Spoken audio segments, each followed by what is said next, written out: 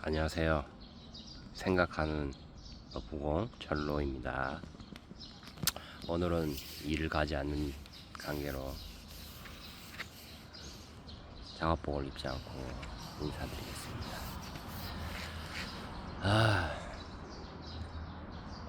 오늘은 어제에 이어서 왜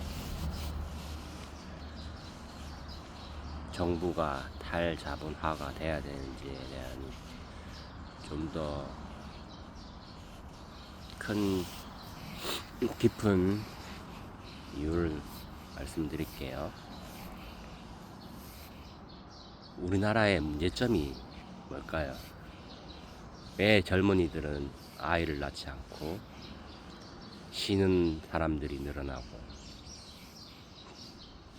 자살률이 OECD 1위를 차지하는 나라가 되었을까요?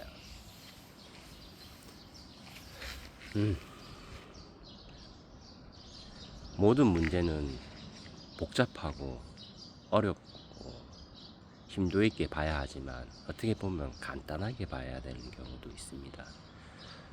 간단하게 보고 쉽게 설명할 수 있어야 문제를 해결할 수 있는 방향성을 찾을 수 있죠.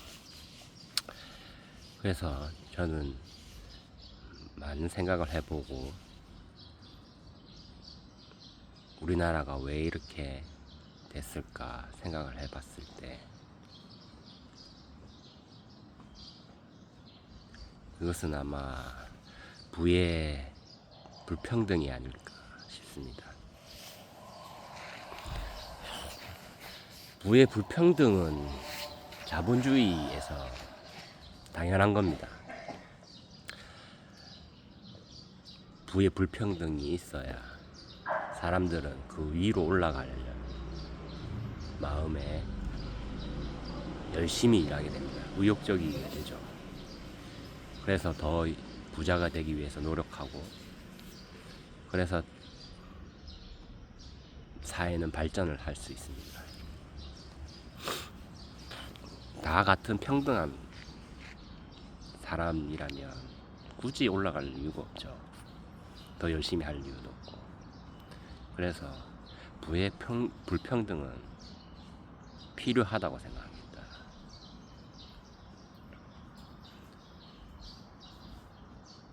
그런데 문제는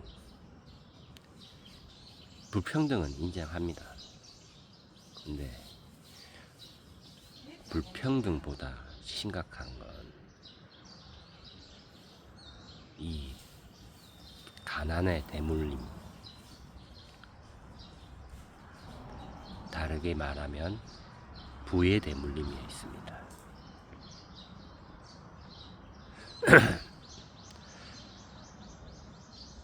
젊은이들은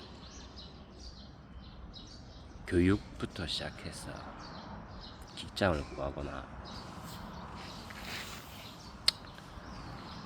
사회생활을 하거나 스타트는 비슷해야 된다고 생각합니다. 물론 조금의 차이는 있을 수 있겠죠. 그래도 그 스타트가 너무 차이가 나버리면 누구는 회장 아들이라서 부장, 뭐 상무부터 시작한다든지 아니면 뭐 회사를 아예 물려받아서 사장으로 시작한다든지 어떤 사람은 알바부터 시작한다든지 이게 차이는 너무 큽니다. 괴리감이. 오늘 EBS 유튜브를 한번 봤는데 원숭이로 실험을 한번 했어요. 어떤 원숭이한테는 돌을 올려놓으면 오이를 줍니다. 근데 그 옆에 있는 보이는 원숭이한테는 돌을 올려놓으면 포도를 줘요. 그걸 오이를 받은 원숭이가 그걸 보고 다시 돌을 받았을 때 돌을 올려놓고 오이를 받자 집어 던져버립니다. 또 다시 옆에 있는 포도 받는 원숭이한테 또 포도를 줍니다. 그리고 다시 돌을 주자 이번에는 선뜻 받지 않고 의심하면서 받으며 다시 돌을 올려놓는데 또 오위를 받습니다. 이번에도 올리고요. 이번에도 던지고요. 이 본능적으로 이 불평등은 불쾌감을 준다는 것을 알고 있습니다. 근데 이 자본주의는 불평등이 기본인 사회예요. 불평등이 있어야 탐욕의 동기가 되니까. 근데 저도 같은 생각을 하고 있습니다. 불평등은 있어야 된다. 그래야 올라가려는 의지가 생기니까. 근데 문제는 이에 그 불평등의 대물림이다. 대물림 되지 않아야 된다. 그러기 위해서는 정부가 힘이 세져야 됩니다. 힘이 세져서 부자를 이길 수 있어야 돼요. 그리고 부자와 인간관계를 끊어야 됩니다. 부자와 같이 부자가 되고 싶은 사람들이 정부가 되면 당연히 부자 편을 들 수밖에 없죠. 그래서 부자한테 더 좋은 여건을 만들 수밖에 없어요. 불평등하죠.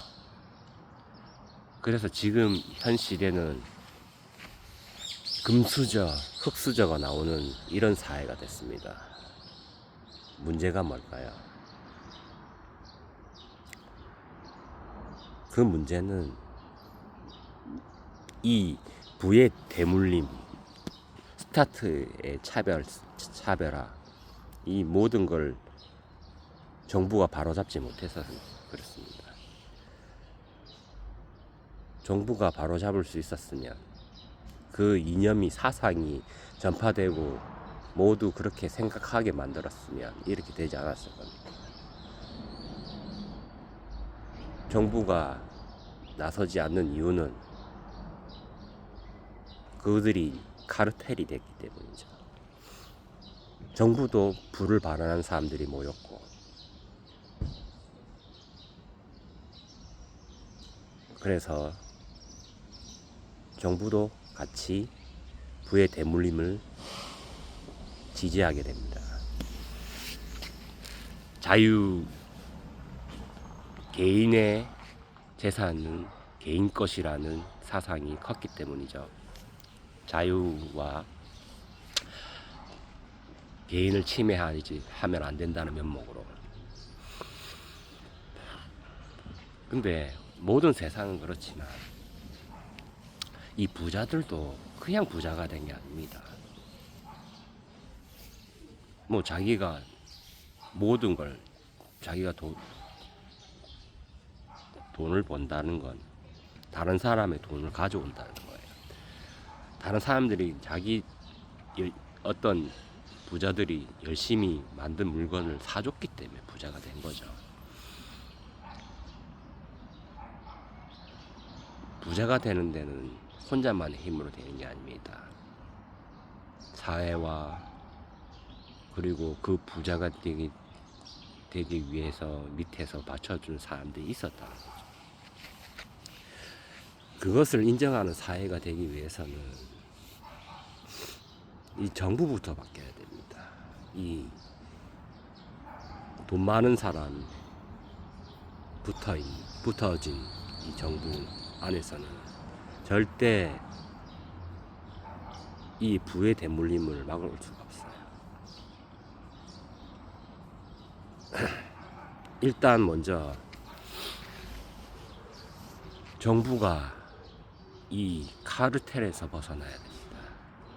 돈으로 부를 바라는 사람들이 뭉쳐진 이 정부와 기업의 유착 관계를 먼저 끊고 정부는 명예를 바라는 사람들이 모이고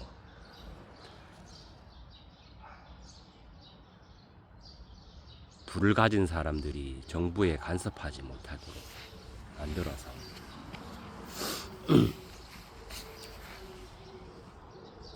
이 부의 대물림을 막을 수 있는 사상, 생각들을 전파해야 되고 그거를 엄격하게 심판해야 되고 판단해야 되고 규칙을 만들어야 됩니다.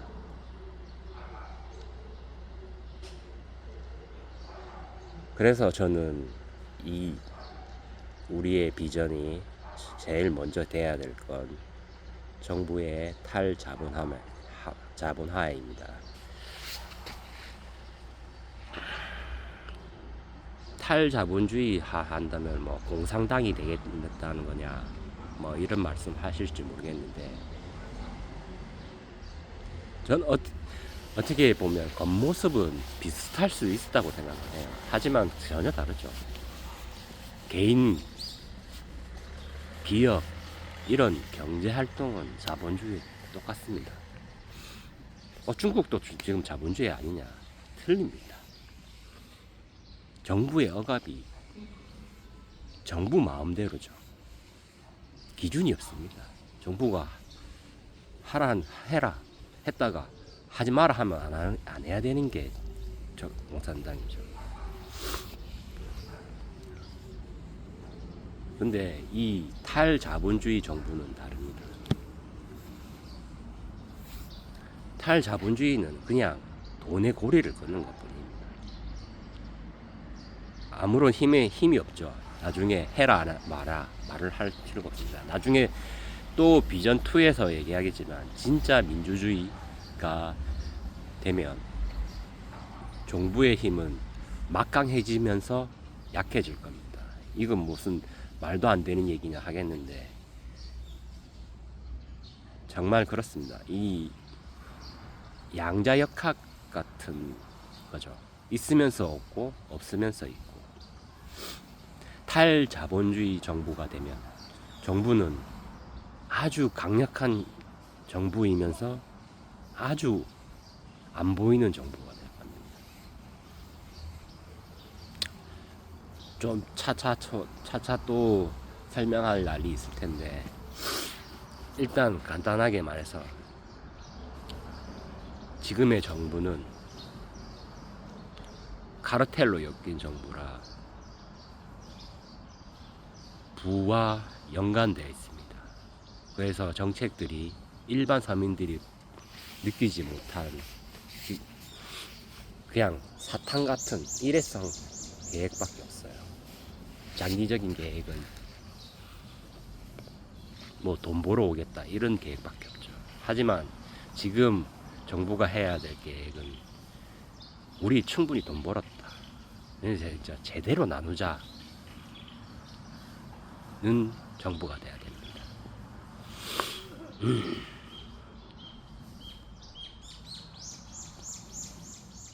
그래서 결론은 탈자본주의 정부가 앞으로 우리나라에 필요하며 어떻게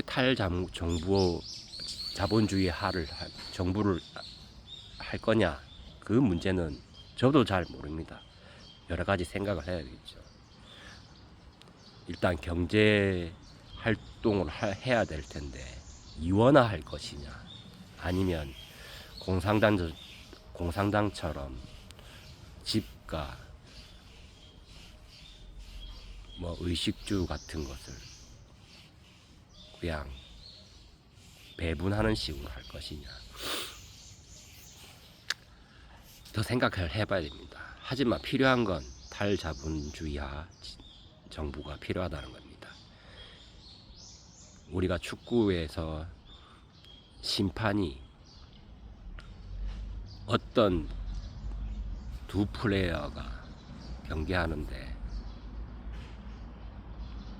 어느 플레이어와 미쳤다 뭔가 했다 뭐 이런 느낌이 든다면 이거는 불공평한 경기라고 항의를 많이 할 겁니다. 아마 보이콧 할 수도 있죠. 그런 것처럼 우리 경제 활동도 어느 한쪽의 편을 드는 심판이 생긴다면 이거는 불공정한 경기죠. 보이콧 해야 됩니다.